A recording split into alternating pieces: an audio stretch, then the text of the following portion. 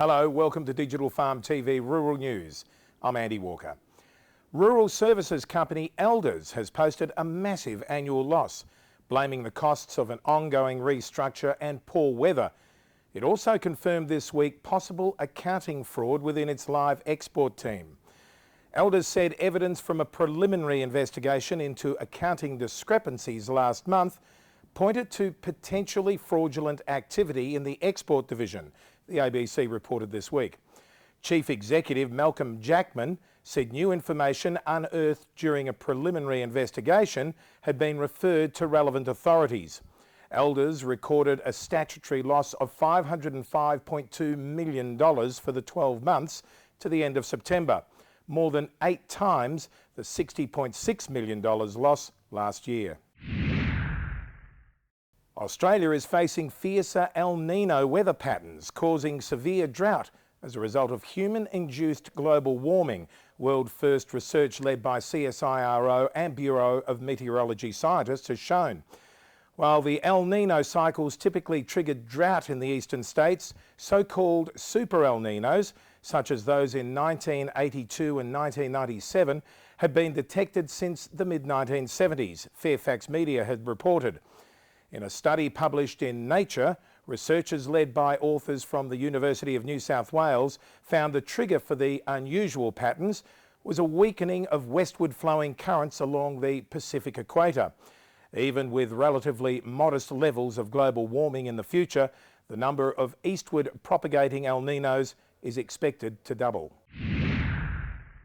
Australia's biggest dairy company, Murray Goulburn, will reveal plans to list part of its farmer-owned cooperative on the Australian Securities Exchange at its annual meeting this Friday, according to The Australian. It is understood Murray Goulburn's board has considered options for a significant capital raising on the open market to allow the company to seize control of Warrnambool Cheese and Butter Company. The capital raising was expected to offer investors tradable units in a shareholder fund that will be floated on the Australian Stock Exchange. Western Australian Nationals poster boy Brendan Grills has stepped down as leader of the party and State Minister for Regional Development and Lands. Mr Grills said family considerations played a part in his surprise decision to stand down just 8 months after the state election, according to the West Australian. He also found it difficult to represent his Pilbara electorate while living in Perth, and had a desire to develop secession plans within the National Party.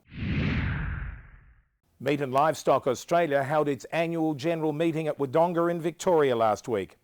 Northern Australian cattle producer George Scott was newly elected to the MLA board, while Michelle Allen and Lucinda Corrigan were re-elected. Today MLA members voted to put a new board member onto the board of Meat and Livestock Australia, the R&D and marketing company for Australia's cattle, sheep and goat industries. They put a northern cattle producer by the name of George Scott. George comes from northwest Queensland, has extensive history in the Northern Territory and northern cattle industry, and be a great asset to the board. Well, I guess the whole day there's been a lot of discussion around two of the key themes that are facing the livestock industry at the moment. The first one of those themes is the tremendous opportunities that come from increasing global demand from emerging marketplaces like China and the Middle East, and just the tremendous positive outlook that that creates for cattle, sheep meat, goat meat industries in this country. But the second one, and the one that's probably biting hardest here at the moment, is just this continued dry and the seasonal conditions that have left many Australian cattle producers with little option but to sell livestock into a marketplace that's seen prices decrease rapidly. The New South Wales Irrigators Council has finalised stage 1 of its electricity trial and says the data shows why the current electricity pricing structure in the state is broken. Economic policy analyst Stephanie Schulter said this week electricity bills had trebled for many irrigators since 2009. About 55 to 65% of a New South Wales irrigator's electricity charge was a network fee, and another 10 to 15% was made up of green scheme costs, including the carbon tax. These costs had no relationship with during what period of the day an irrigator was actually using electricity.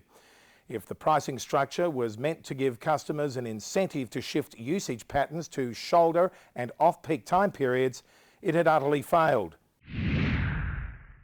Finally, the massive Case IH Quadtrack 620 tractor has been awarded the Machine of the Year 2014 at this year's Agritechna exhibition in Hanover, Germany. Judges cited nearly 700 horsepower, 522 kilowatts and torque of up to 3,000 Newton metres. They also highlighted the excellent driving comfort of what is described as the most powerful series tractor in the world. The operator cab featured an exclusive suspension system that balanced and absorbed forward, sideways or seesaw cab movements, providing superior operational comfort and control. Well, that's it for Digital Farm TV Rural News this week. I'll look forward to your company again next week. I'm Andy Walker.